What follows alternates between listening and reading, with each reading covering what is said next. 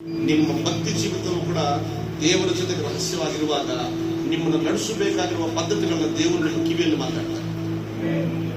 ಆಮೇಲೆ ನಮಗೆ ಇದೆ ರಾಜು ಬ್ರದರ್. ನಾನು ಆವತ್ತು ಸೇವಕನ ಹೇಳಿದೆ, ಇದೇ RR ನಗರದಲ್ಲಿ ನೀನು ಲೀಡರ್ ಆಗಿ ನಿಂತ್ಕೊಳ್ತೀರಿ. ಆಸೆ ಲೀಡರ್ಶಿಪ್ ಮೇಲೆ ಇರಬಾರ್ದು, ನಿಮ್ಗೆ ನಡೆಸೋ ದೇವ್ರ ಮೇಲೆ ಇರಬೇಕು. ಇದು ನಿಮ್ಮಿಂದ ಆಗಲ್ಲ.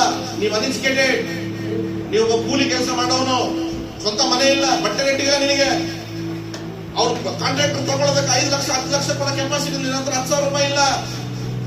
ಇನ್ನು ಒಂದೇ ಅನ್ಕೋಬೇಕು, ಲೋಕದಲ್ಲಿರುವ ಎಲ್ಲದಕ್ಕಿಂತಲೂ ನನ್ನ ಒಳಗಡೆ ಇರುವ ನನ್ನ ದೇವರು ದೊಡ್ಡವನು.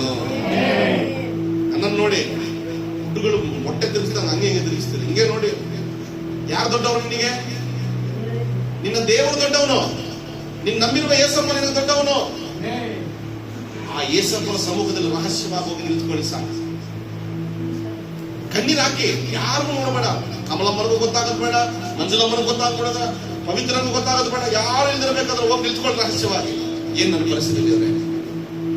ನಾನು ಅದಕ್ಕೋಸ್ಕರ ಬಂದಿಲ್ಲ, ನನ್ನ ಹತ್ರ ಮಾತಾಡ್ತೀರಿ ಅಂತ ಬಂದಿದ್ದೀನಿ.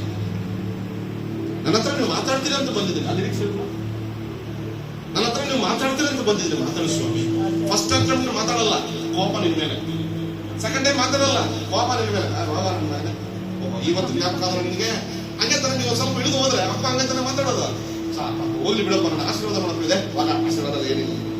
ಇಷ್ಟು ದಿವಸ ಆದ್ಮೇಲೆ ಜ್ಞಾಪಕ ಆಯ್ತು, ನನ್ನ ಮಗ ಒಂದು ಹುಷಾರಿಲ್ಲ, ಬಂದು ನೋಡಿದಾರ ನೀನು, ಸರಿ ಬಿಡಪ್ಪ ಅಂತ. ಸಾರಿ ಬಿಡಪ್ಪ. ಅವ್ರು ನಿನ್ನ ಉತ್ತರ ಕೊಟ್ರು, ಸರಿ ಬಾ ಇನ್ನೊಬ್ಬ ನನ್ನ ಆಶೀರ್ವಾದ ಮಾಡ್ತೀನಿ ಬಾ ಅಂತ ನಿಮ್ಮನ್ನ ಕರಿಯೋ ತನಕ ಅಲ್ಲಿ